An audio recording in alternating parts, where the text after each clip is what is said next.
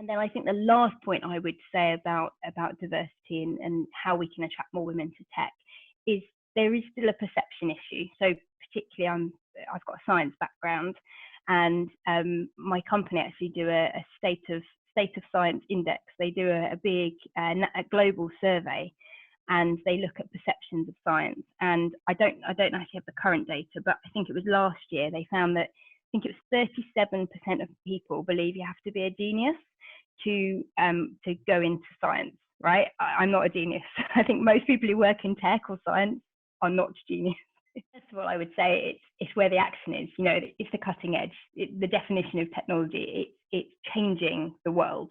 So, you know, I think that, you know, there's some seriously exciting stuff, especially at the moment. You know, we've got autonomous vehicles, we've got the emergence of AI, you know, all these things that maybe have been in the labs. They've been in the labs for a long time, but they're emerging, you know, they're coming out into the world. So I think the first thing is whatever role you do within tech, you can make such a difference, you know, and it really is cutting edge stuff. So it's the kind of the range of you can be that change. So if you can pioneer to a certain extent going into technology, if you are a bit different, then that's going to drive innovation. So it's almost like you can use, you know, when you're at school and you just desperately want to fit in, and everybody wants to fit in, it's human nature to want to fit in.